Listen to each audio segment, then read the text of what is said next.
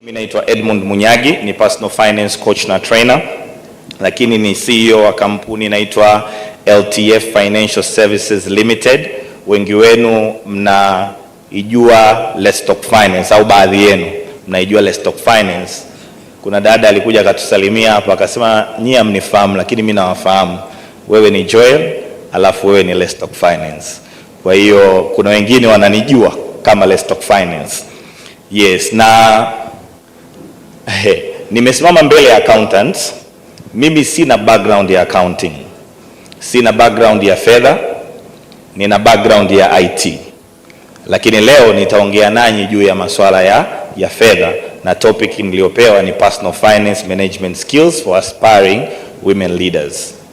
Na labda kwa nini naweza kuongea mbele yenu, ni kwa sababu finance sio a hard skill, ni a soft skill, na kikubwa ambacho kina drive your financial success waga ni zile discipline, kufanyia kazi vitu vile ambavyo wewe umejifunza. Baadhi ya vitu hapa, kama sio vyote, wengi wenu hapa mmevisoma mkiwa shuleni. Kwa hiyo tunakumbushana zaidi kuliko kufundishana. Kwa hiyo naomba usichukulie kama niko hapa mbele kwa ajili ya kukufundisha, lakini niko hapa mbele kwa ajili ya kukufundisha, ya kukukumbusha. Alright? Sawa. So nita dive in, na leo tutapitia vitu kadhaa. Nitajaribu kwenda haraka kidogo ili nihakikishe kwamba tunatumia muda vizuri, lakini niweze kucover vitu vyote vile vya muhimu. Okay? So tutapitia tu quickly introduction, alafu tutaangalia why personal finance management matters, the importance of it. Alafu tutaangalia setting financial goals, budgeting and tracking expenses, debt management. Najua madeni waga ni changamoto kwa watu wengi sana. Tumesikia watu wana commit suicide kwa sababu ya madeni. Kwa tutagusia hapo kidogo. Tutaangalia building an emergency fund, investing for the future, retirement planning, protecting your finances. Tutaangalia baadhi ya resources na tools, alafu tutaconclude na session ya maswali na majibu kama alivyosema MC. Tutaifanya mwishoni kabisa baada ya session ya kaka yangu Joel. Now, leo tunaongelea, au theme ya hii event ni lead without a title, na tunaangalia jinsi gani wanawake wanaweza wakawa leaders, lead. Na pati yangu itaangalia zaidi sasa kwenye masuala ya kifedha zaidi, lakini pia itakava na general staff. Kwa hiyo naweza kusema wanawake mna uwezo mkubwa sana. Nadhani tumemsikiliza Madam Zura hapa, Mama Zura. Yani amefanya vitu vingi vizito, ameweza kukabiliana na changamoto nyingi sana kwenye corporate world, lakini ameweza kusimama kama mwanamke. Kwa hiyo mna uwezo mkubwa sana. Lakini wanawake pia ni natural leaders. Unajua nyumbani mwanamke waga ndio ana manage vitu vingi. Kwa hiyo ukiangalia definition ya leader, ni mtu ambaye anawaongoza watu wengine kuweza kufikia maono ya hicho kikundi cha watu. Niko sawa kutumia Kiswahili? Mimi niko comfortable zaidi na Kiswahili. Niendelee na Kiswahili? Okay, asanteni sana. Nikawa nasema nisije nikawa kuna watu labda nawaacha. Asanteni sana. Okay? Yeah, kwa hiyo wanawake waga ni natural born leaders. Wana handle vitu vingi sana nyumbani. Watoto, mume, ndugu, kila kitu wanakihandle. Kwa hiyo you are natural born leaders. Kwa hiyo inabidi kuitumia hiyo leadership ability ambayo Mungu amewapa ndani yenu. Na pia wanawake ni great followers. Unajua great leaders waga wanaanza kama great followers, good followers. Usipokuwa a good follower, it's very hard wewe kuwa a good leader. Kila mtu ana mtu fulani anaweza akajifunza kutoka kwake. Kwa hiyo wanawake waga hiyo mnayo. Lakini pia wanawake ni focal point ya family prosperity. Yani mwanamke ana uwezo wa kuipeleka familia kwenye direction yoyote ile ambayo yeye atakayoamua, whether consciously au subconsciously. ana uwezo huo. Wababa sisi kidogo hapo hatuko sana, waga tunakaa huko nje tunapambana. Na mwanamke ni rahisi sana kubadilika. Kitu kidogo kinaweza kikamfanya mwanamke akabadilika, akaenda kwenye direction tofauti kabisa, na aka inspire so many people.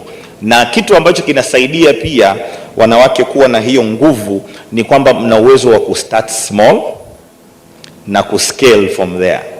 Ndio maana unaona wanawake wameanza vikoba, lakini kuna vikoba sasa hivi vina a lot of money, sio lakini walianza kidogo kidogo. Sisi wanaume waga tunapendaga vitu vikubwa, na saa nyingine vinaturudisha. Sasa kuna hii quote from Michelle Obama inasema, no country can ever truly flourish if it stifles the potential of its women and deprives itself of the contribution of half of its citizens. Kwa hiyo mafanikio ya jamii, mafanikio ya nchi yanahitaji participation ya kila mtu, na prosperity ya nchi inaanzia na prosperity ya kila mmoja wetu. Now, mimi nataka niwape this reality ambayo I always share, kwamba most of us we've not been taught how money works. We've been taught how to work for money.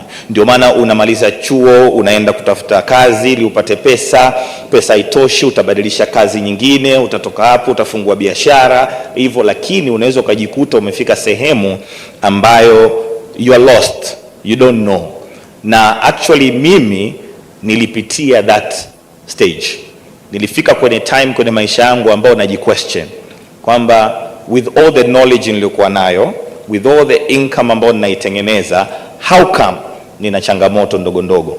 Nikagundua it's because I don't have enough knowledge of how money works. Kwa nikaanza kujifanyia kazi mimi mwenyewe, lakini nilikuwa na share na watu wengine, na kwenye hilo ndio mpaka leo hii niko hapa, na ndio Let's Talk Finance pia ikaanzishwa. Kwa mimi sikuanza kuongea with the plan ya kwamba siku nitakuja kusimama mbele ya watu wengi hivi nikiongea juu ya masuala ya fedha. Nilianza kujifanyia kazi mwenyewe. Sasa twende tuangalie why personal finance management really matters. Kwanza kabisa, ukiweza kumanage fedha zako vizuri, itakupa that peace of mind. Kwa sababu inawezekana unatengeneza pesa nyingi lakini you don't have that peace of mind. Now without peace of mind you cannot really prosper and be or work at your best potential. Lakini pia itakusaidia kuweza kuepukana na bad financial decisions. Ukiweza kumanage your money well, itakusaidia kuepuka hizo bad financial decisions. Lakini pia itakusaidia kuaccomplish your goals. Utakubaliana na mimi, kuna wale wa mama wanauzaga miogo mtaani, vitumbua, wanauza vitu vya shilingi 500, shilingi 100, lakini wanafanya mambo makubwa saa nyingine kuliko hata watu ambao wako ofisini. Kwa hiyo wanaweza kutimiza malengo makubwa. Kwa na wewe ukiweza kumanage your finances well, utaweza kuachieve your goals, na wengine hapa mnaweza mkaachieve haraka sana kwa sababu ya the opportunities ambazo mnazo. Lakini itakusaidia kuwa more confident, alafu itakusaidia kuweza kuretire early. Leo tutagusia kidogo retirement. Wangapi tumewahi kuwaza retirement? Okay, kama kidogo tumezidi nusu. Sasa sijui walionyoosha umri wao huko kwenye level gani. Now retirement tunatakiwa kuifikiria mapema, tutaiongelea baadaye. Lakini pia ukiweza kumanage your finances vizuri, itakusaidia kuweza kujenga wealth kwa ajili ya future generations. Sadly sisi wa Tanzania ngozi nyeusi waga tunawaambia watoto kwamba hivi ni vya kwangu mimi na baba yako, au vya kwangu mimi na mama yako, tafuta vya kwako. Si kweli Sasa hiyo waga sio kitu kizuri tunachokijenga kwa watoto, kwa sababu ikifika time umefika umri unategemea kustaafu, unaanza kuwaza nani ataendeleza hivi vitu, then ndo unaita family meeting. Jamani, hivi vitu unajua tunahitaji kuviendeleza. At that time mtoto amesha focus kwenye vitu vyake vingine, unakuta vitu vinakufa. Lakini pia itakusaidia kuweza kuishi muda mrefu kama ukiweza ku manage your finances well, kwa sababu stress waga inaua sana, inasababisha magonjwa mengi sana. Okay, na wanasema give a woman $1 and she can put it to good use, lakini teach her about how money really works and she can change the world. Hiyo quotation tunakubaliana nayo? Kama tunakubaliana nayo, mtujipigie makofi kwanza. Ni kweli mimi nimeiona, na wakati naongea na baadhi ya watu jana na wengine wameniona hapa leo, wananiambia Edmund, ulinisaidia, yani vitu vimebadilika. Wakati na kusikiliza kwa mara ya kwanza nilikuwa nina zero, lakini sasa hivi niko somewhere. Tuko pamoja hapo Lakini it's important kuhakikisha kwamba wakati unataka kuanza work towards your financial success, kuangalia malengo. Lazima tuweke malengo, na malengo lazima tuyaandike chini. Wangapi tuna desturi ya kuandika malengo yetu chini at least kila mwaka, especially ya finances? Naomba tunyoshe mikono. Na ukiangalia watu wengi hatujanyosha mikono. Usipoandika kitu chini, na hapa nitaiba kidogo from session aliyofanya my brother Joel, na mimi ananiruhusu. Kwenye the last session ambayo tulikuwa nayo ya Let's Talk Finance, alisema tangu tukiwa tuko shule, mwalimu akiwa anafundisha, unaandikaje kila kitu? Hapana, sio. Unaandika vile vitu vya muhimu. Kwa our brains zimekuwa wired kuportray chochote unachokiandika kama kitu cha muhimu. Kwa kama hujakiandika, unauambia ubongo wako kwamba hichi kitu sio cha muhimu. So lazima tuweze kuyaandika haya malengo, na yatatusaidia kupata direction na focus, clarity of decisions, kwa sababu sometimes ujui imekuja leo tutashare baadhi ya opportunities, then unaweza ukaanza kuanda niende huku, nifanye hiki, nifanye kile. Mimi watu wakija for one-on-one session lazima nimuulize what do you want. Kama hujanipa hilo jibu ni vigumu sana mimi kukudirect. So you have to write down your goals, lakini pia itakupa better understanding of your expectations, kwa sababu saa nyingine unawekeza tu somewhere, hujaielewa vizuri, hauna lengo with it, unaweza katikati ukajikuta umebadilisha, umeenda direction nyingine. Lakini pia itakusaidia kukupa motivation, especially kama utaset long na short term goals.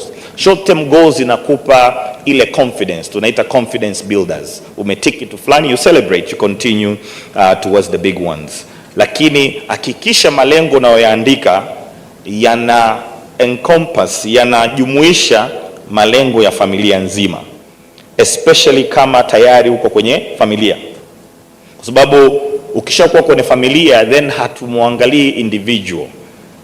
Kwa imani yangu ni kwamba, na labda wengine wengi hapa mkioana mnakuwa kitu kimoja, kwa malengo lazima yabebe pia ya familia nzima. Ikiwezekana kaeni kama familia muweze kuya set. Okay, sawa. Kuna quotation hapo chini inasema, if you refuse to set bold goals for your financial future, you are really setting a goal anyway, and that goal is to keep things the way they are. Kwamba usipoweka malengo kwa ajili ya baadaye, kiukweli ni kwamba unaweka lengo, na lengo lenyewe ni nini?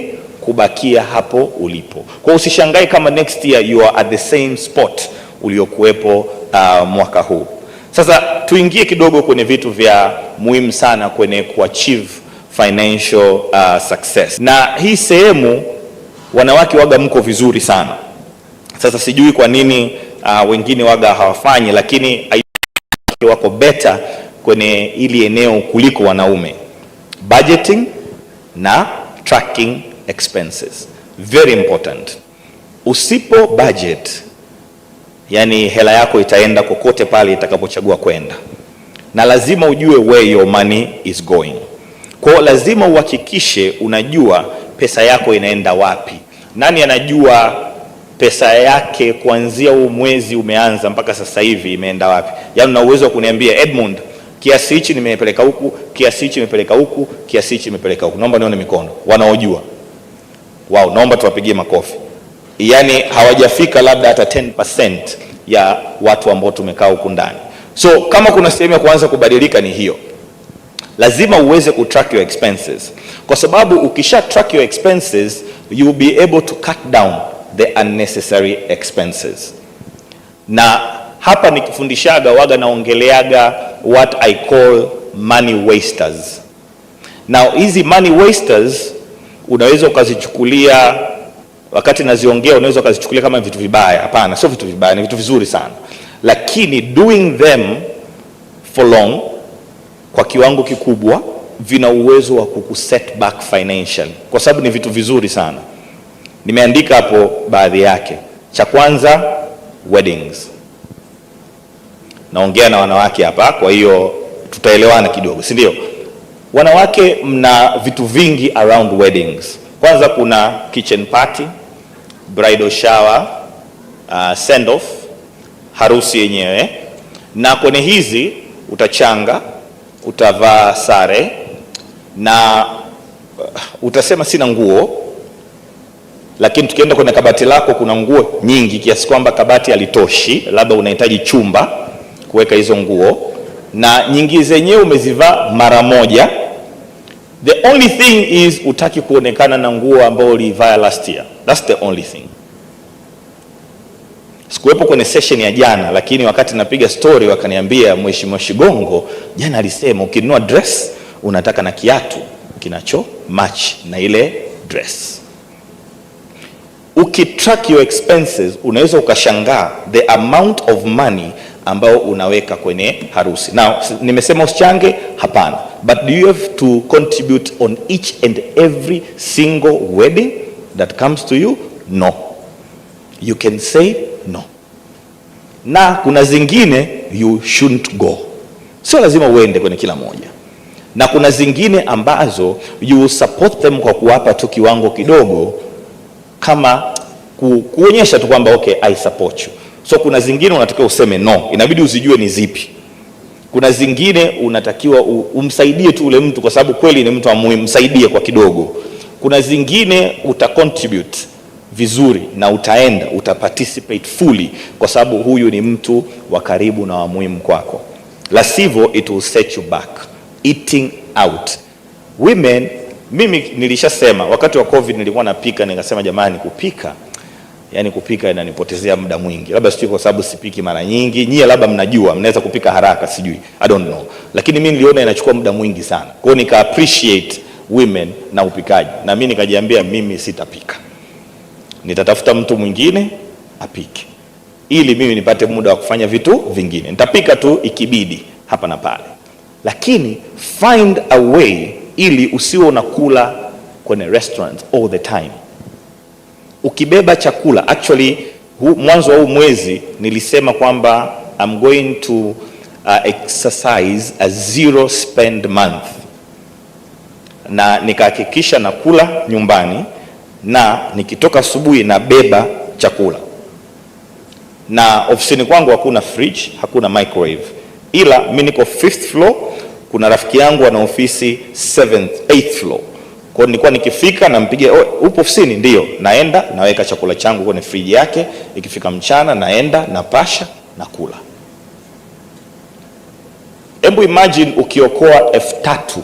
I don't know unakula shilingi ngapi, lakini ukiokoa 3,000 kwa siku, piga hapo haraka hesabu. Kwa mwezi 90, kiharaka haraka tuna assume Monday to Sunday, sio? 90 hapo imeshaokoka. Na hiyo ni 3,000.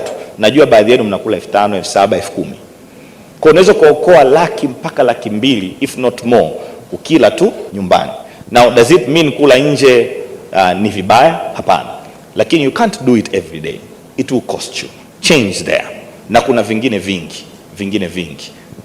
Saluni, kila siku unabadilisha mtindo tu, leo hivi kesho vile. Sio vitu vibaya, lakini angalia, can you manage it ili uweze kwenda vizuri? Nani anaweza kaniongezea nyingine?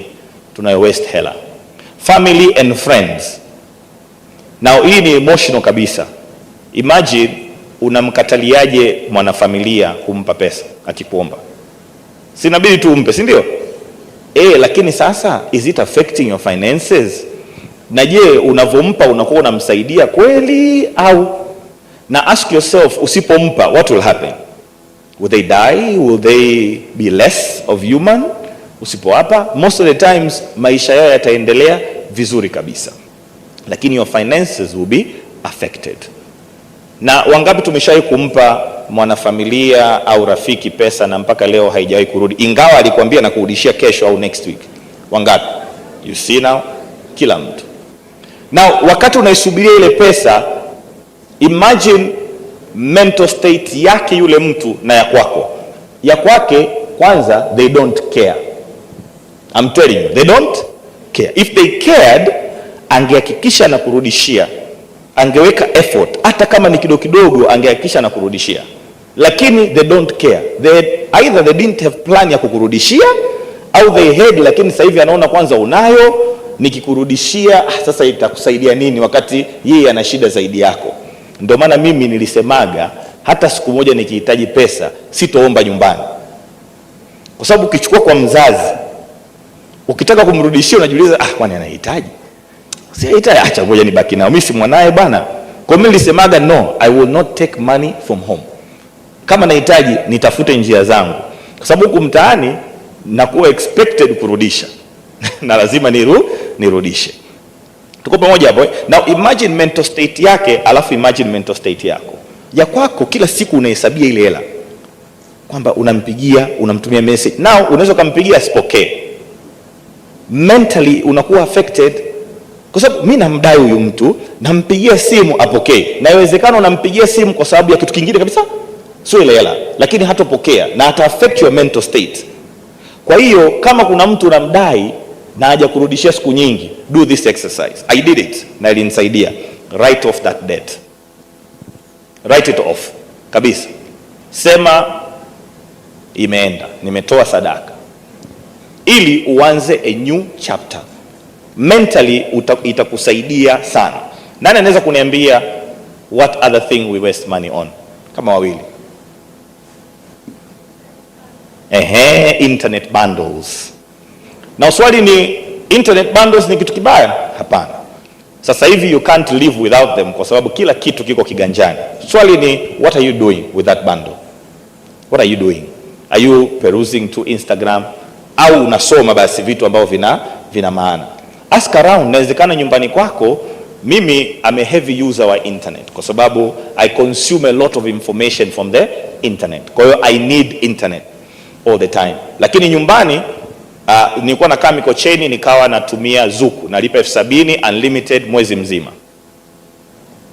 Sasa hivi natumia Voda, nalipa 120, nilipohamia Zuku haipo, mwezi mzima. Nisipoweka hizo, I'll use a lot of money. Hata hiyo 120 bado naiona nyingi. Madam Zura sijui kama bado yupo au ameshaenda. Nadhani ameenda. Ningeongea naye kwa sababu TTCL wangeweza kuniwekea, ingekuwa very very reasonable kwa sababu ni 55 tu ile bando yao. Ila sasa equipment mpaka zije ni changamoto. Kwa hiyo angalia what are you using your bundle for. Mwingine wa pili wa mwisho, tuna waste money kwenye nini? Au yeye ana waste money kwenye nini?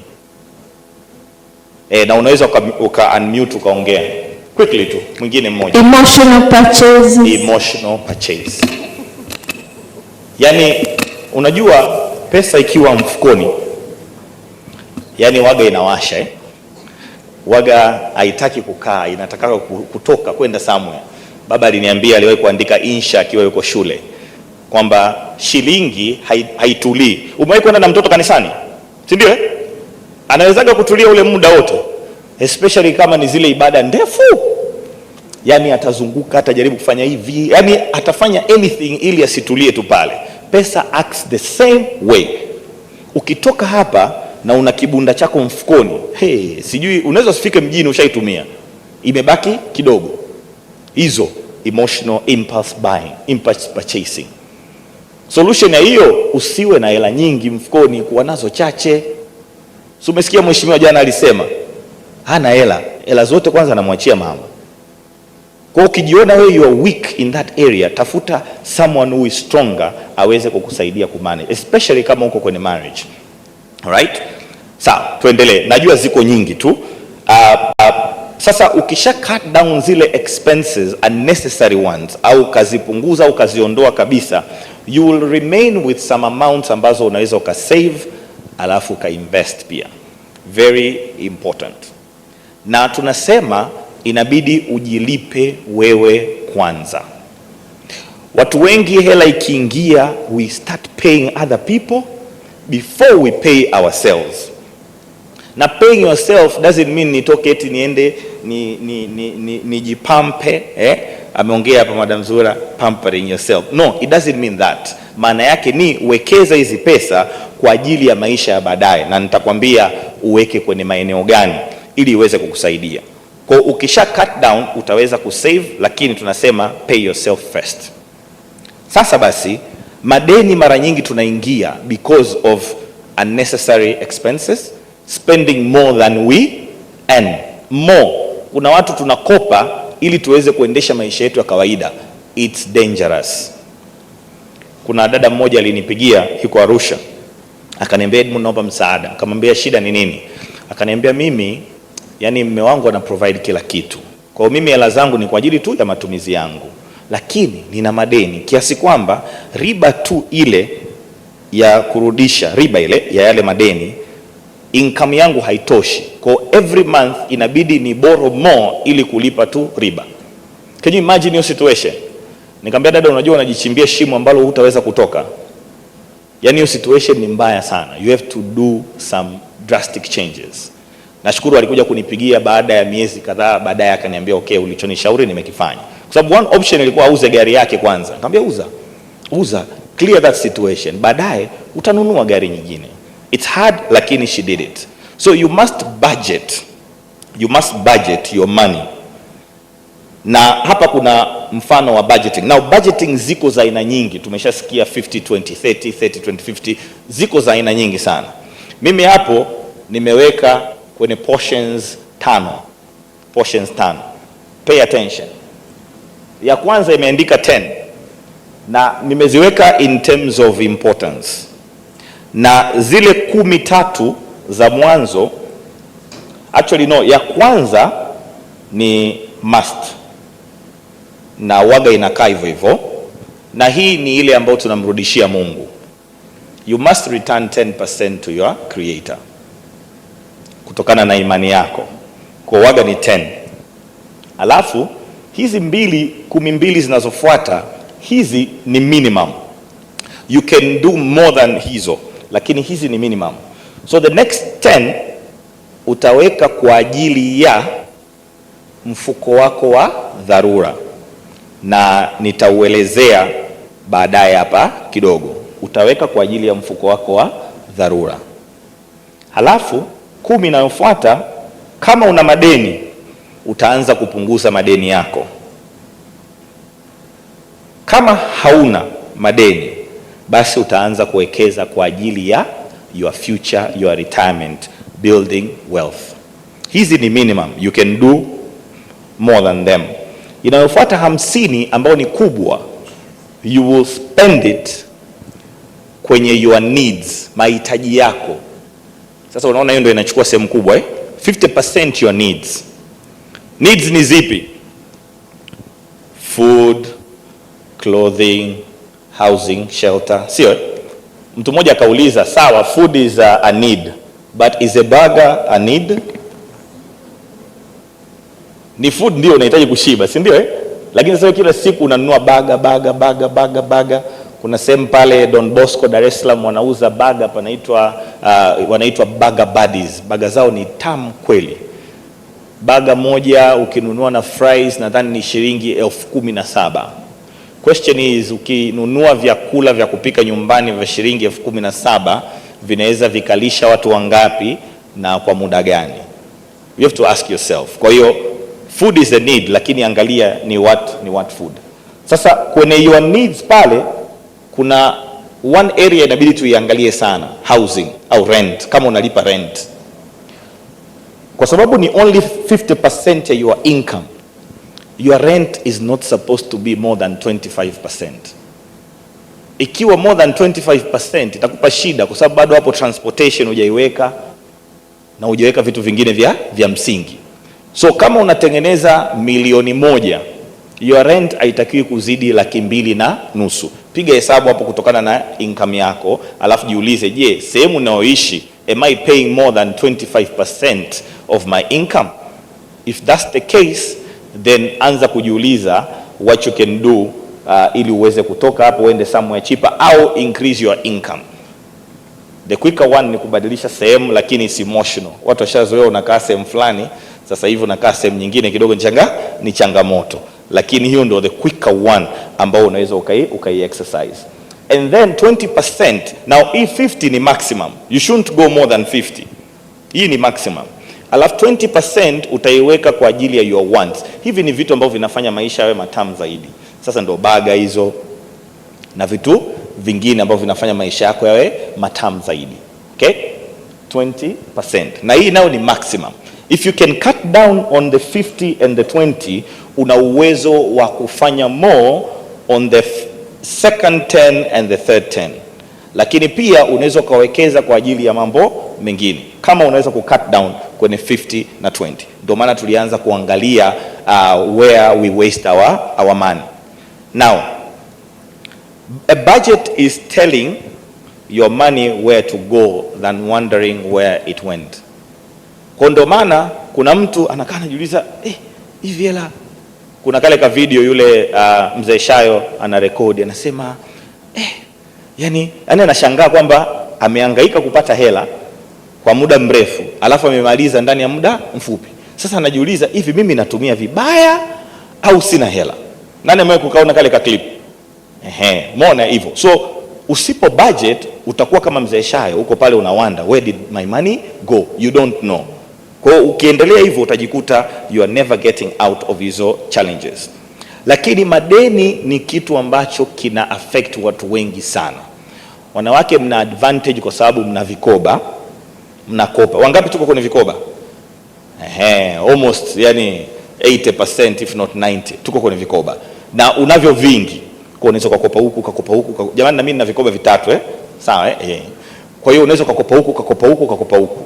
Kwa hiyo unajikuta baadaye una madeni mengi. Swali ni, what did you use that money for? What did you use that money for? Ukiwa unakopa, inabidi uhakikishe kwamba unakopa kwa ajili ya uwekezaji na kuendeleza your financial investments in your future. Sio kukopa kwa ajili ya kula bata. Stop that. Itakurudisha nyuma.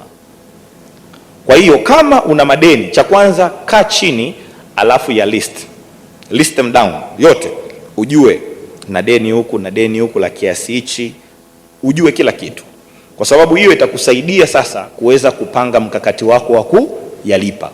And then unaweza ukatumia strategies kadhaa za kuweza kuyalipa. Kuna ile tunaita debt snowball, ambao unaanza na deni dogo alafu unakuwa unalifuata linalofuata. Hii inakupa confidence. Kama una deni leo la $200,000, ukishali clear, kwanza you feel good kwamba nishamuondoa mtu mmoja na anidai. Now it's easy kwenda kupambana na anayefuata. Sawa hivyo. Lakini kuna ile inaitwa debt avalanche, ambayo unaanza na deni ambalo lina riba kubwa kuliko yote. Kwa sababu ukiliclear lile linakusaidia kuokoa kwanza a lot of money, ambayo inaweza kwenda kusaidia kuyalipa yale mengine yaliyobaki. Sometimes una madeni mengi kiasi kwamba you are even confused. Yani una hili ujui. Mimi kuna lady alinitafutaga zamani sana kipindi naanza kufundisha mambo ya finance. Akaniambia mimi nina changamoto na watoto 3, mzee sasa hivi income haiji, kipindi cha corona. Akaniambia nina madeni mengi. Nikamwambia niandikie. Akaniandikia yote, nikayaangalia pale. Kuna deni alikuwa analo ambalo alikuwa anachajiwa interest ya 30% a month. Kachukua 2 million, analipa interest alone $600,000. Kwa alivyokuja kwangu, of course sikuliona haraka, sikuligundua haraka. Ndio hivyo tena, nilikuwa bado mgeni. Sikuligundua haraka, lakini aliandikia spreadsheet. Kwa hiyo from time to time nilikuwaga nakaa na ile spreadsheet afu naiangalia. So one time naiangalia nikaona $600,000. Sasa nikaona hizi $600,000 mbona nyingi? Nilivyoangalia huku nikaona kuna 2 million. Ikabidi nimpigie simu nimuulize, hivi hii 600,000 inapunguza pia ile principal uliokopa? Akaniambia no, hiyo ni riba peke yake. Na ukishakuwa na madeni mengi, emotionally, psychologically you are affected. Kwa kuna vitu ambavyo you won't think rationally. Ndio maana sometimes it's okay kumlipa au kumtafuta an advisor akusaidie. So mimi wakati naliangalia na alivyoniambia nikamwambia okay. So fanya hivi, kuna mwingine alikuwa anamkopesha 10%. Kwa nikamwambia tuchukue a 10% huku, we clear this one. Straight away tumeokoa 400,000 per month. Tuko pamoja hapo eh? Kwa hiyo ni muhimu sana kuhakikisha kwamba unayajua yale madeni yako ili uweze kuyalipa. Lakini pia kabla hujakopa hakikisha unajua kwamba una uwezo wa kulipa hiyo mikopo. Okay? Na of course hii inakurudisha kwenye pia kuhakikisha kwamba una budget ili usiweze kukopa vitu ambavyo havitakusaidia. Okay? Naomba niende haraka kidogo because of time. Sasa one of the important things ambazo tunahitaji kuzifanya ni kuhakikisha kwamba we are building an emergency fund. Mfuko wako wa dharura. Dharura ni nini? Anything that is out of the norm au itakutoa kwenye mstari wa kawaida wa maisha. It could be a loss of income. It could be kuna kitu kimeharibika nyumbani, fridge imeharibika. It could be a car breakdown ambao kuitegemea, tairi imepasuka, you need to fix it. Sasa kuna wengine hutaweza kurudi sasa kupanda daladala au kutumia Bolt, it cost more actually. Kwa hiyo you need to fix it. Kwa sababu hivyo hutaweza kuweka budget. Of course unatakiwa na budget ya kubadilisha matairi from time to time, but kuna vitu kama hivyo vinaweza kutokea. Okay? A medical expense ambayo bima doesn't cover. Kunaweza kukatokea a medical expense ambayo bima does not cover. Hiyo pia inaweza ikawa an emergency. Now what you need to do, actually pale mwanzo unavokuwa una track your expenses. Now tracking your expenses means uta write down everything that you are using. Ukitumia unaandika. We can use applications. Tutashare baadhi yake uko mwisho. Kwa hiyo wakati tuna save for emergencies, tunaweka mara 3 mpaka mara 6 ya our monthly expenses. Na they have to be household expenses. Yani inabidi zijumuishe familia nzima. Kwa sababu yaweza kutokea, tulijifunza sana kwenye COVID, mmoja wenu aka lose income. Kwa hiyo inabidi emergency fund iwe ni ya familia. Kwa sababu isipokuwa familia ikawa kwako mwenyewe, familia ikipata shida unakuta emergency fund yako haiwezi kuimanage. So inabidi iwe mara 3 mpaka mara 6 ya your monthly expenses. Kwa expenses kama ni 1,000,000, then uwe na 3 mpaka 6. Na utai-increase kutokana na mapato au matumizi yanavyoongezeka. Kwa ulikuwa una mtoto, sasa una mtoto. Ulikuwa na mmoja, sasa una 3. Watoto wanaendelea kukua. Kwa hiyo expenses nazo zinaendelea kuongezeka. So you will increase it at the same proportion kadri expenses zinavyoongezeka. Where you put it, you have to put it somewhere that is easy to reach but not too easy. Kwa sababu ikiwa too easy, you will spend it on things that are not emergencies. Nakumbuka nilivyoanza, nilikuwa naweka kwenye one of the banks. Walikuwa na hawanipi ATM card. Na nikitaka hela inabidi nikachukue ndani, na walikuwa wananipa good interest kama nikitoa mara moja tu kwa quota. Nikitoa more than once walikuwa wananipunguzia au hawanipi the top interest walikuwa wanaweza kunipa. So me I thought that was hard, kwamba sitachukua hiyo hela. Do you think it was hard when I needed? Na mimi sipendi foleni. You'll be surprised. Yani napanga kabisa next day natoka nyumbani mapema. Actually natoka nyumbani mapema kuliko siku zote. Kwa sababu benki wanafungua saa 2:30, I am there. Hata kama kuna foleni nitapanga, yani nishajiandaa. Nitakaa, nitachukua hela yangu, nitaendelea na maisha. So I used to build my emergency fund, naitumia. Naitumia. Na unadhani kwa naitumia kwenye emergencies? No, I was using for things that are not emergencies. Why? Because it was easy for me to get to. Kwa hakikisha it's not so easy for you to get to. Nitakushauri baadaye where you can put. Alafu you replace after use.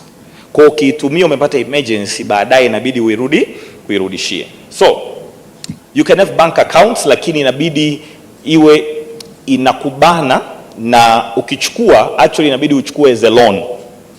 Kama ni bank account inabidi uchukue as a loan, kwa sababu if it's as a loan itakuforce kurudisha.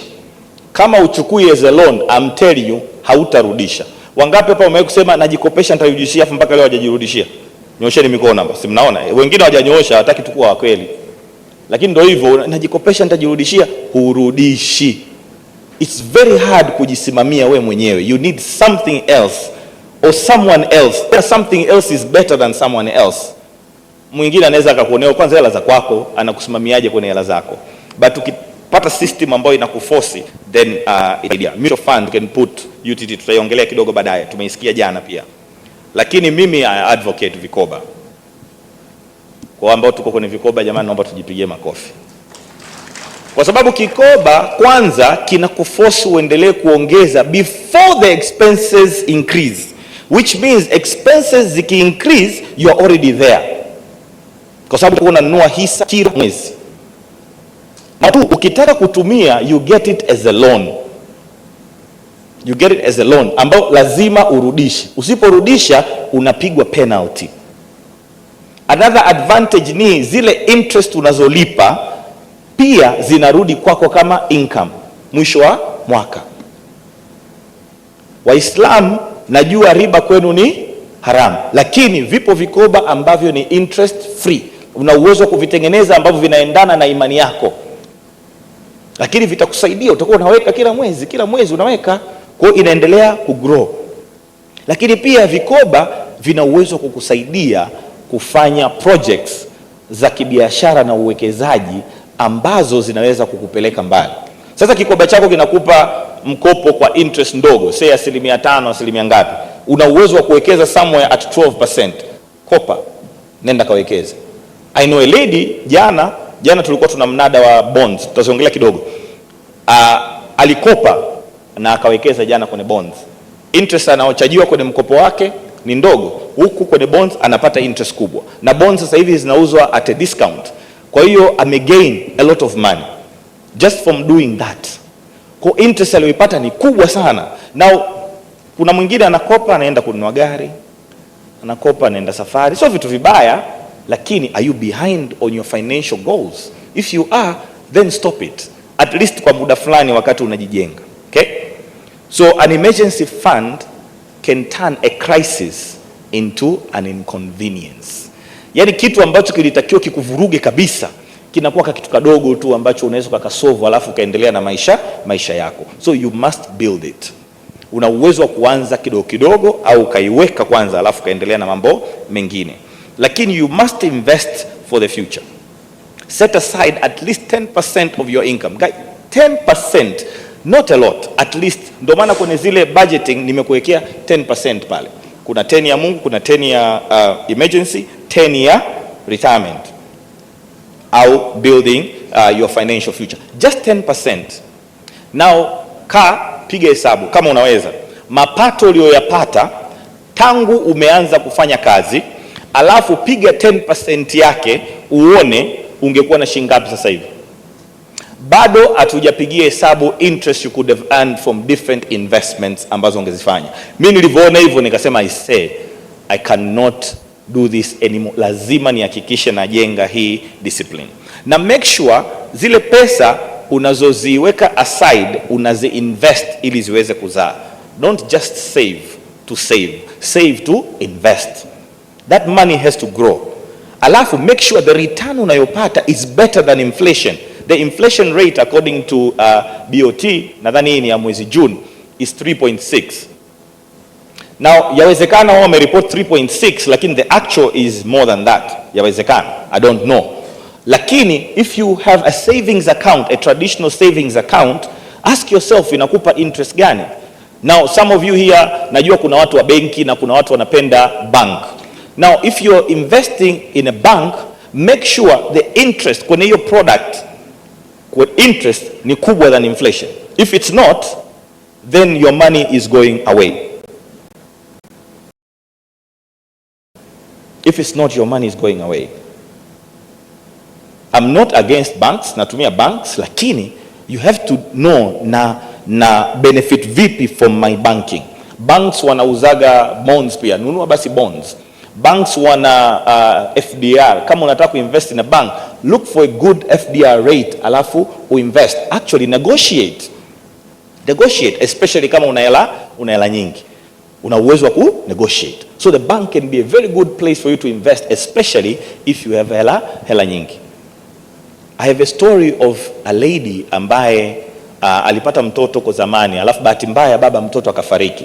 So they got a small amount of money, I think ilikuwa kama almost milioni moja hivi.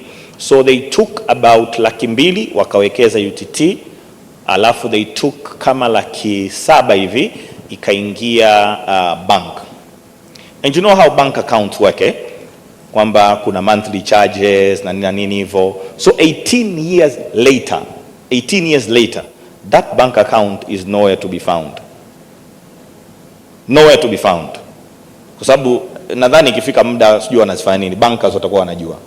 The money is no longer there. The other one ambayo iko invested in UTT, it was less, 200,000, ilikuwa na over 2 million. So you have to be careful. Make sure your product really pays you, okay? And let that money compound. Tafundisha compound interest baadaye kidogo. Najua wengi hapa wasibu mnajua compound interest, at least mmejifunza shuleni. Ila nitaongea, najua kuna wengine labda sio wasibu hapa.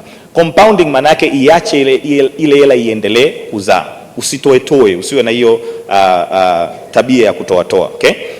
So I love this quote. Inasema, invest in your future because it is where you're going to spend the rest of your life. Interesting, sio? You're not going to spend the rest of your life today or yesterday or this morning. It's in the future. So you must invest towards your future. But you also must plan for your retirement. Mwanzo niliuliza wangapi wamewahi kuwaza retirement, wakanyosha wachache. What is retirement to you? Nani aniambia haraka? What is retirement to you? Who can say? Washa mic niambie. What is retirement to you? Si tupo au tupo? Kama tupo tupunge jamani hivi. Aha, okay, sawa. What is retirement to you? Who would like to share? Retirement ni nini kwako? Hatujui. Nimeona mkono pale. Kuna mic hapo kwako? Umeletewa mic Haya, rudia basi wengine wakusikie. Mimi nilikusikia lakini. Kwa uelewa wangu ni kwamba retirement ni pale ambapo uwezo wako wa kugenerate income utakuwa umepungua. Kwa utakuwa hauko active kutaka kugenerate income, whether from employment or from your own business. Okay, asante sana. Now, swali la kujiuliza ni what do you want to be doing at retirement? Yani, once you retire, what do you want to be doing? Wewe kama wewe. Kwa sababu most of the times when you are actively producing, you don't have enough time to enjoy the things that you love doing the most. Like traveling, hivyo kufanya hobbies. So, do you want to do those when you are not active? When you are not as strong? I would say no. You'd want to do them when you're energetic, when you're young. Yani unaweza kufanya vitu vingi. Ndio maana there are people that retire at 30, at 40, at 50. So retirement is not age. It's not age. Remove that from your mind. Retirement is a financial status ambao wewe utaidetermine. I hope you will do that today or in the course of you reflecting on the lessons ambazo umejifunza, over these few days. And you have to decide how much you want to retire with and when. The earlier you can retire, the better. The earlier you can retire, the better. Now, wakati unataka kuretire with how much, unaweza ukaanzia kwanza kwenye income yako unayoipata sasa. The minimum you should retire at is that. Yani uwe una uwezo wa kugenerate the same amount as your current income from passive investments, from investments ambazo zinakuingizia pesa bila wewe kujigusa. That should be your minimum target. If you can stretch yourself to bigger than that, even better, kwa sababu you will get to enjoy a better life and take advantage of compounding. Maana yake anza mapema. You can do that from mutual funds, real estate, businesses, shares. Now I'm going to dive into those right now, okay? So save for retirement, and you have to do that from your first paycheck. Now changamoto ni kwamba tulikuwa tujakutana before your first paycheck. Now as you are listening to these tips, just know you're not listening for yourself. You're also listening for your children, for your family, for your friends, for your colleagues. Kwa hiyo wewe una uwezo wa kuwa mwanga kwa watu wengine. Nilikuwa naongea na dada yangu Jane jana, nikamwambia sisi hatuwezi kumfikia kila mtu. Not possible. Lakini if each one of us hapa akiwafikia watu 5 from the changes ambazo yeye atazimake from the lessons alizozipata hapa, the world is going to be a better place. Now sitaongea sana about UTT kwa sababu jana walifundisha na ninajua wapo na tutapata na maswali baadaye. I'll be able to answer some of the questions pia ya UTT. Lakini UTT is a government institution, you can really trust it and start investing there. Na watakupa interest nzuri ambayo iko compounded. They are managing over 1.5 trillion Tanzanian shillings. Si mchezo. But wana investors around 200,000. Last time I checked, inawezekana wameongezeka kidogo. 200,000 tu from the population ambayo tunayo hapa Tanzania. But one major thing ambayo utapata from UTT is compound interest. Now I know we know about compound interest, lakini kama nilivyosema awali, compound interest is you earning interest from the interest. Kwamba nimewekeza, nimelipwa interest.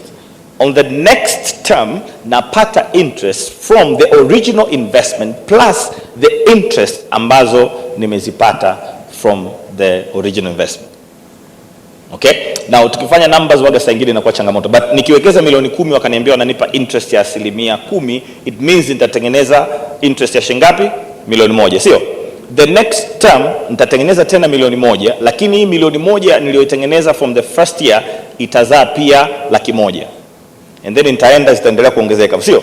Yani siwezi kuendeleza hiyo hesabu, nitashindwa hapo. But chukulia wanyama. Kama nina mbuzi wangu ambaye anazaa kila mwaka na katoto kake kanaanza kuzaa kuanzia mwaka wa kwanza na kanaendelea kuzaa kila mwaka, after 10 years nitakuwa na mbuzi 1024, binary sum hiyo. Lakini nikiwa na mbuzi wangu ambaye anazaa mbuzi dume kila mwaka na anaendelea kuzaa kila mwaka, kwa sababu mbuzi dume hazai, after 10 years nitakuwa na mbuzi 11, wale watoto 10 waliozaliwa na mama. So look at 11 versus 1024, and then resolve today to never invest somewhere that you're not going to get compounded interest. Now, compounding interest haiji tu kwenye haya masoko ya fedha.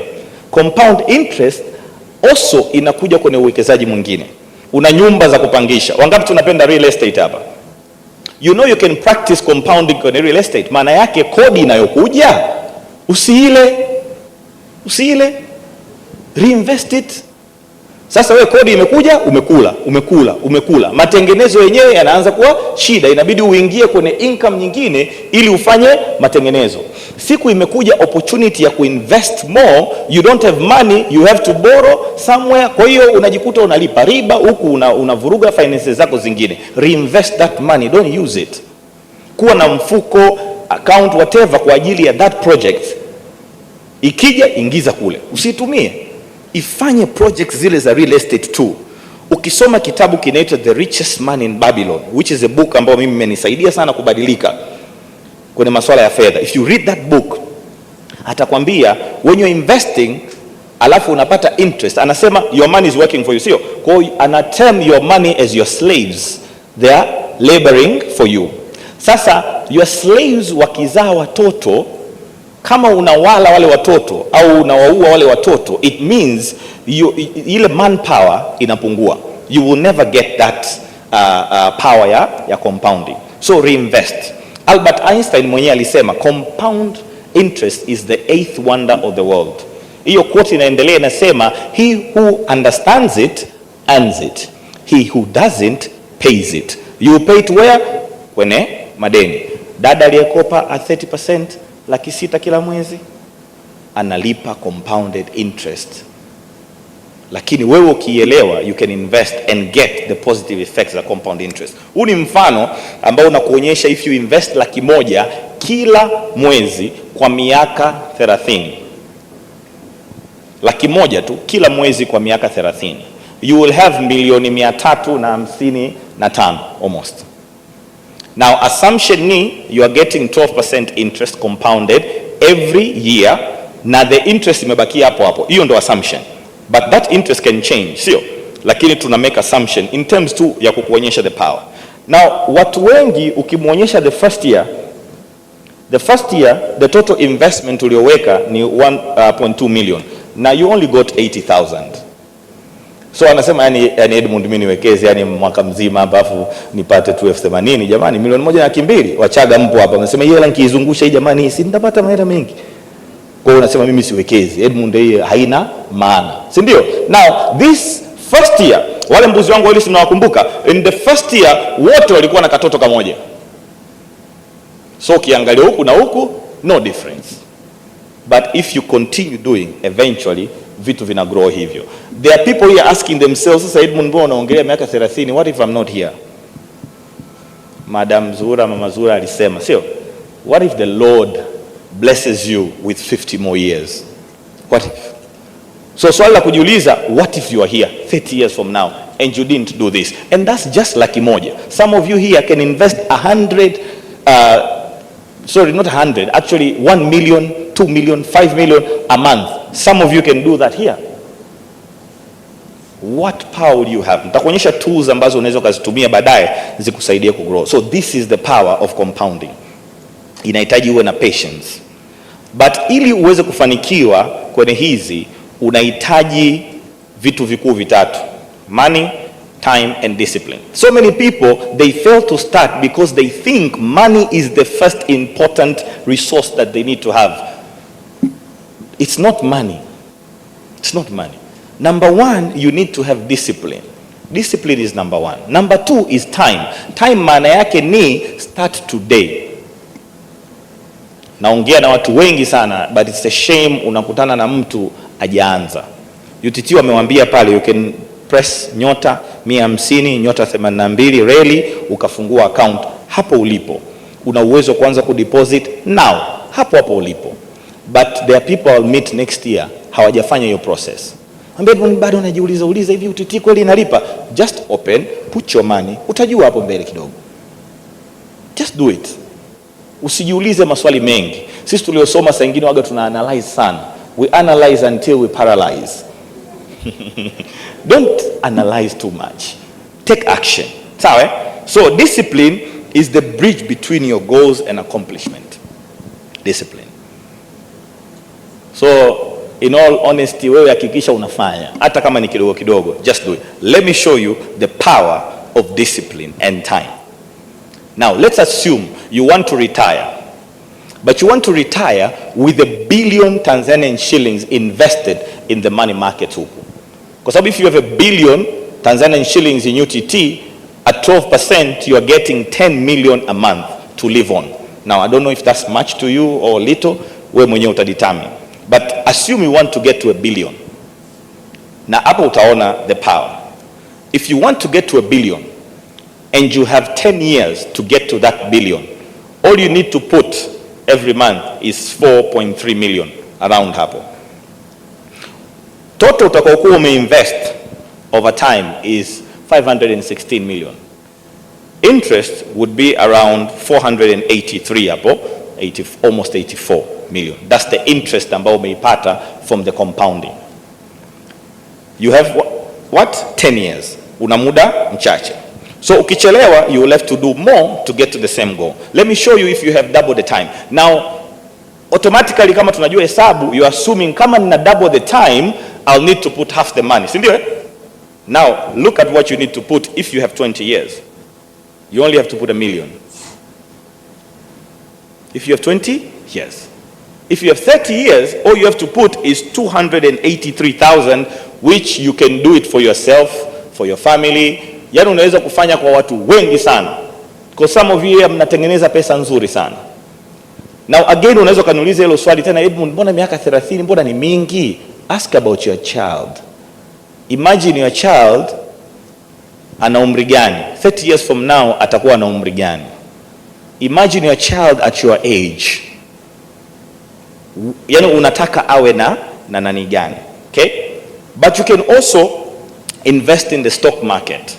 Najua hii ni sehemu ambayo watu wengi kiukweli hatuinvest, tunaiogopa na hatuielewi vile vile. Only 0.5% ya Watanzania wanawekeza kwenye stock market. Only 0.5% ya Watanzania. Very, very low number. But hisa hizi ni umiliki wa kampuni. Na unaweza kumiliki kampuni kwa kuianzisha au kwa kununua hisa kwenye soko la hisa. Na ukinunua hisa wanakupa voting rights. Mimi nina hisa za CRDB, so I can vote kwenye AGM za CRDB. One vote, one hisa. One hisa, one vote. Na you can get advantages za capital gains. Yani umenunua hisa kwa bei ndogo, umekuja kuiuza kwa bei kubwa. Lakini bear in mind you can lose as well. And that's where watu wengi wanasemaga mimi sitaki kuwekeza kwenye hisa. But mainly it's because we don't have the knowledge. Lakini unaweza ukapata pia dividends. Dividends ni gawio la faida. Mwisho wa mwaka, when the company makes profits, they share some of the profits with their investors. And if you want to invest kwenye hisa, all you have to do is buy 10 shares. Just 10. Just 10. So you can even start by testing to see how things work. Just testing. Kwa sababu only 10. Na kuna makampuni kadhaa ambayo yapo kwenye soko la hisa. Okay? Nimesikia kuna mtu from NMB hapa. We have NMB shares doing well. We have CRDB. We have Vodacom. We have all these companies. Which one do you love na unatumia services zake hapa? I know kuna watu tuna lines za Voda hapa. Kuna watu tuna bank na CRDB, tuna bank na NMB. But hivi umewahi kujiuliza kwamba why am I not owning part of this company ambao unaitumia kwa services nyingi, unapeleka hela nyingi huko? You can earn money from it. Buy their shares. Look at the share prices. Alafu zidisha kwa 10 uone how much money you need to invest. Hizi ni prices za jana, soko lilivyofungwa jana. CRDB 470. 10 hisa ni ngapi? Shilingi 4,700. Unaweza kununua hisa. With some charges unalipa kama 2%, itakuja kama 5,000 hivi. Sio ni lunch. Hiyo ni hela umempa tu mtu atumie. So when you save, when you cut down expenses, you can buy shares. NMB is 3,680. So 10 ni kama 36. You need like 40,000 kununua. So you can invest there. Okay? Lakini pia you can invest in government bonds. Naenda kidogo haraka kwa sababu time imenitupa mkono, lakini we'll get time kuuliza maswali. In all these areas, kama una maswali yako ulikuwa nayo na yatakuja, write them down. We'll answer them. Okay? Also you can invest in bonds. Yani tunazijua zaidi hizi government bonds, sio? So you can invest kwenye bonds za kiserikali, kuna bonds za mashirika mengine au corporate bonds, banks waga zinatoaga bonds. Kuna Islamic bonds naitwa sukuk, you can invest as a Muslim. Kwa ziko nyingi ambazo unaweza kainvest. Na bonds unaweza kuzitumia kama collateral security.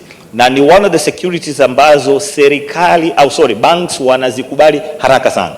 Yani kama you have a bond, una uwezo kupata hela in a very very short period of time. Kwa sababu to the bank, yani ile ni sure, yani return anaipata. Utaisumbua kwa sababu zile interest zinaingia straight kwenye account ya benki yako. Kwa hana hata haja kukupigia simu. Zinaingia tu, anazichukua mapema kabisa. Kwa yani anakubali bond yako kama collateral haraka sana. So you can invest in bonds, alafu ukitaka pesa unaweza kaitumia kama collateral security kuliko kutumia other securities ambazo saa nyingine zinakuwa zina milolongo mirefu sana. So tuna bonds nyingi, tuna bonds aina 7, tuna zile za serikali sasa. Kuna bond ya miaka 2, 5, 7, 10, 15, 20 na 25. So jana kulikuwa kuna mnada wa bond. Najua hamwezi kusoma kirahisi, labda wenye screen huko kama ziko wanaweza wakaona kidogo, lakini ilikuwa ni bond ya miaka 25. Serikali walikuwa wanataka 216 billion na vipoint kidogo.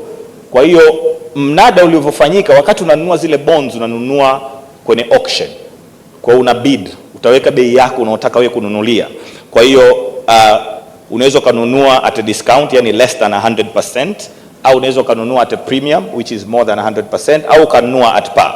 Maana yake ni if you bid at a discount alafu ukawa successful, it means you will give the government less than the value atakaokupa. So mfano, kama nataka kununua bond ya 100 million, nikabid at 95, maana yake ni I'll give if I'm successful, lakini I'll give the government 95 million, ila wao watanipa bond ya 100 million and they'll give me interest based on 100 million. So straight away nime earn 5% from just that, yani auction, na kuwa successful na ile auction.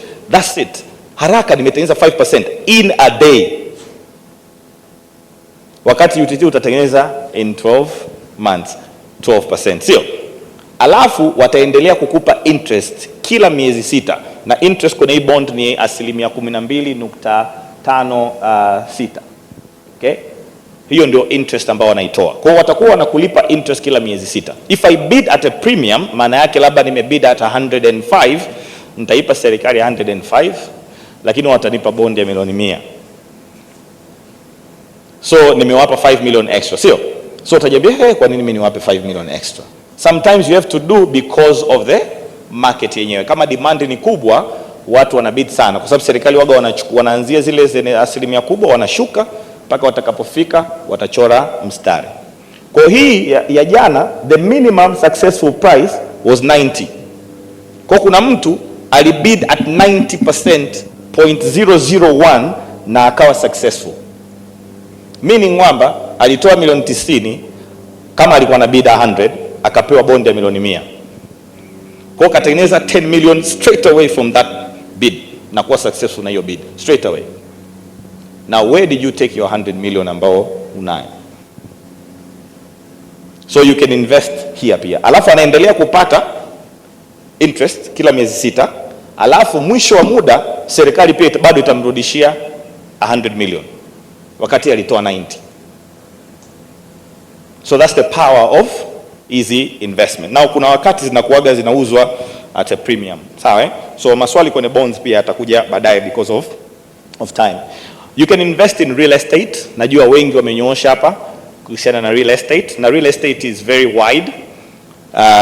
You can start as low as just buying farms ambazo haziko surveyed, ukasurvey and then ukauza. Try and do that process uone na inaendaje. Okay, ili uweze kujifunza. I know sio rahisi, lakini you can do that. Okay? Kwa sababu zamani Sinza, kwa mimi najua kidogo kwa Dar es Salaam, Sinza watu walikuwa hawapataki. Ilikuwa ni pori. Kwa wale ambao kidogo wana umri mkubwa watakuwa wanajua. Mzee wangu mimi alinunua kiwanja Mikocheni, alikuwa hawezi kufika pale. Basi linamshusha Mwananyamala hospitali, anatembea. Mimi nakumbuka tulivyohamia Mikocheni 1994, barabara zilikuwa ni issue. Kwa hiyo sasa hivi je, alinunua kiwanja shilingi 1500 mwaka 1982, na hiyo hela alikopa. So you can borrow to invest. Aliborrow to invest. Nikamuuliza baba, kwa nini kununua viwanja viwili? Akaniambia hela yenyewe nimekopa. Nimenunua kiwanja natafuta sasa nijenge. Sasa ananiambia niwaze kununua kiwanja cha pili. Yaani hata sikuwa na hiyo akili. So the value appreciation ya land inaweza ikakufikisha mbali. You can rent out spare rooms, you can do Airbnb, especially kama unataka kufanya kibiashara. Kuna quote inasema, don't wait to buy land. Buy land and wait. Don't wait to buy land. Buy it and then wait. But also you can invest in your children. Mtoto, unajua mara nyingi sisi tunapenda kumpeleka shule ambazo zina gharama kubwa hivyo, kwa sababu pia kila mtu anampeleka kwenye hizo shule sasa hivi. So especially wamama waga mnapendaga watoto yani waende kwenye shule nzuri. Now, shule nzuri yes zinasaidia, lakini sio guarantee pia, sio? Anaweza kasoma shule nzuri alafu bado, especially kama unataka baki hapa nchini, lakini zinasaidia pia kwenye level zake. But imagine kama uki scale down kidogo, shule unampeleka, alafu the remainder, the difference in ada uka-invest for them. After some time atakuwa mbali sana, sio? And then you invest in the financial knowledge ambayo anaipata. Mimi nafanyaga sessions zinaitwa Let's Talk Finance, ndio maana wengine wanajua kama Let's Talk Finance. Ya mwisho tulifanya tarehe 8 mwezi wa 8. The next one tunaifanya December 9th. Karibuni sana Dar es Salaam. Na kuna wamama wanakujaga na watoto wao. Dada Jane alikuja na mtoto wake wa miaka 10. Na yule mtoto kuna vitu ameanza kugrasp just by being around hiyo community. Na presenters wakimwona mtoto wanakuwa, yani kwa sababu unajua mtu kama mimi natamani ningekuwa na hii knowledge wakati niko mdogo sana. So nikimwona mtoto mdogo anakuja, mimi I'm excited, I'm willing to talk to them, guide them ikiwezekana, kwa sababu yani na imagine na mimi ningeipata at that time. Kwa you can invest in them, especially kwenye hizi extra knowledge na sio tu zile za shule. Na hapa mzazi unahitaji kufanya kazi sana, kwa sababu mtoto anaangalia sana, ana observe zaidi. Kwa pamoja hapo Na mimi nasemaga unahitaji kufocus sana kwenye hizi knowledge mbili. Knowledge ya faith, kwa sababu changamoto tuna watu wengi ambao integrity is a problem. Na integrity ikishakuwa a problem, you will never, yani unaweza ukaonekana una financial success lakini it can just go in an instant, just like that. Lakini kama tukiwa tuna watu wengi ambao wana hofu ya Mungu, then tutakuwa na a better nation, na pia tutasucceed as a nation, as a family, as a society, as a community, we will reach very far. Na ya pili ni ya finance. Ya pili ya finance. Ndio maana watu tumesoma lakini tuna struggle financially, kwa sababu we have never been taught about how money works. Ndio maana kama kuna watu wa serikali hapa, serikali inahitaji kufanya kazi kubwa sana kupenetrate this knowledge kwenye mashule, okay? Lakini itakusaidia kusmoothen that wealth transfer, kwa sababu watoto wanakuwa wanajua. Kama you don't teach them, hawana hiyo knowledge, ukiwaachia mali wanazitapanya zote. Sasa what a shame, umepambana, umehangaika, you're working, siku nyingine ulali, saa nyingine hadi unaumwa, kwa sababu you're working hard to build a better financial future, and then it goes in an instant when you're not here. Okay? Sawa, naambiwa hapa time. So the best gift you can give your children is your time. So invest in their time. So naomba ni brush through haraka nimalize slides ziko chache tu. So you have to protect your finances, make sure you're investing well. Diversify your investment, usiende tu sehemu moja. Diversify ili uhakikishe kwamba hata ikitokea any setback you are still okay. Alafu pata financial advice, attend events mbalimbali ambazo zinaendelea kukufundisha. Tuna watu wa insurance hapo, insure. We don't have house insurances, lakini house insurance is very cheap. Very cheap. Utajishangaa hapo, unaweza kukuta insurance yako ni laki tu au laki na nusu. That's it kwa mwaka. Lakini we don't have insurance. Tuna ya gari tu kwa sababu traffic atatusimamisha. Fine tu tunazolipa kwenye insurance ya gari zinatosha kulipa insurance ya nyumba. And involve your family kwenye your finances ili wasije wakazitapanya baadaye. I'm going to leave you with this formula ikusaidie when you are trying to invest. When you have a lump sum unataka kuinvest, you can make a decision using this formula. Kwa sababu najua hapa tuko watu ambao tuna umri tofauti. Now, mstaafu au mtu mwenye umri mkubwa hashauriwi kuinvest kwenye vitu ambavyo ni risky. At least not all of their money. Sawa? So you can use that amount. You can write in on your notepad. Chukua 100, toa your age, you get a number X. Your age is the percentage that you need to be investing. Ile kama una investment amount unataka kuiwekeza, labda umefanya zile percentages, umekuta na milioni 1 nataka kuiwekeza. So your age will be the percentage you need to invest somewhere safe. UTT, bonds, hakuna shida. So if you are 60, kama ni milioni 1, you will take laki 6 utaweka bonds au utaweka UTT, utabaki na laki 4, unaweza ukaenda ukalima matikiti au ukafuga kuku au ukanunua bodaboda. That's okay. Ile laki 4, laki 6 ipo UTT au kwenye bonds. Hata ile laki 4 ikipotea, kuna laki 6 inaendelea kukuhudumia. If you are 30, taking 100% of your money ukaweka same safe, then haitakusaidia sana. Ukiwa young you can risk, kwa sababu hata ukilose you can recover, lakini you can gain. Niliongelea hapo kidogo hisa. Mimi niligundua hisa zangu zimedouble ndani ya mwaka na nusu. It will take me 6 years to double my money UTT, lakini it took 1.5 years to double my investment kwenye hisa. Kidogo tu, lakini ili double. So use this formula ikusaidia kwenye investment. I'll leave you with some tools. One, read these books, The Smart Money Woman, na kuna series yake kwenye Netflix. Na ukienda Netflix, what do you watch? Watch things that will build you. Another book ambayo I recommend, The Richest Man in Babylon. Read that, itakusaidia. Lakini vile vile there are apps you can use. Hizi apps mbili zitakusaidia kutrack your finances. Moja inaitwa Money Lover, hii ya kulia inaitwa Wallet. Jina lake alipo hapo, lakini inaitwa Wallet. You can use that to track your finances. Okay, your expenses actually. Lakini pia you can have these two tools pia. Ukienda kwenye Google Play Store au App Store, unaweza ka download what we call a SIP calculator. Umeona zile nilikuwa nakuonyesha bilioni 1 sijui miaka 10, 20, 30, that's the SIP calculator. Ina rangi kama hii, systematic investment plan hiyo. Okay? Kwa hiyo you can have that app ili uweze kufanya your projections. Lakini pia kuna site inaitwa the calculator site. Pale unaweza kufanya mahesabu kidogo ya compounding. Because of time sitaingia hapo. So in concluding, all you need to do is to start and take that one step ahead.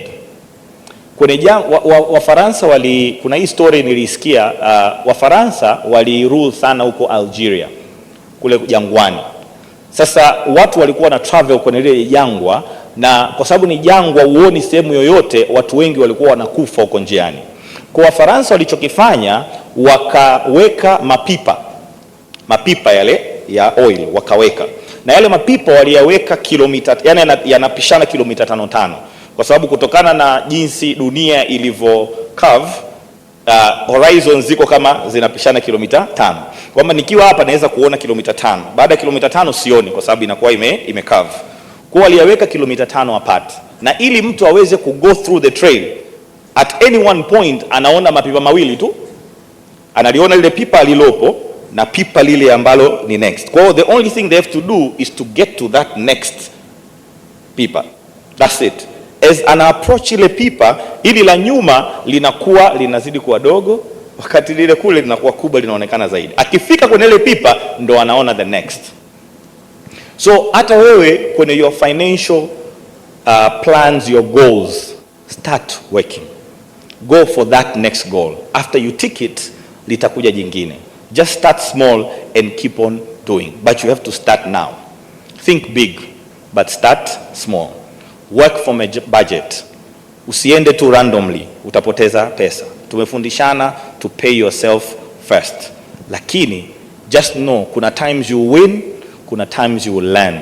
Never take it kwamba nimepoteza. No, umejifunza. Kwa kuna times utawin, kuna times utajifunza. Lakini pia prepare the next generation. No matter your age, prepare the next generation. But also never ever forget to pray, because sio vitu virahisi. Kwa tunahitaji nguvu na neema ya Mungu iweze kutusaidia. Kwa kusema hayo, nawashukuru sana. Naitwa Edmund Munyagi, nimefurahi kuwa na nyie. Asanteni sana kwa kunisikiliza.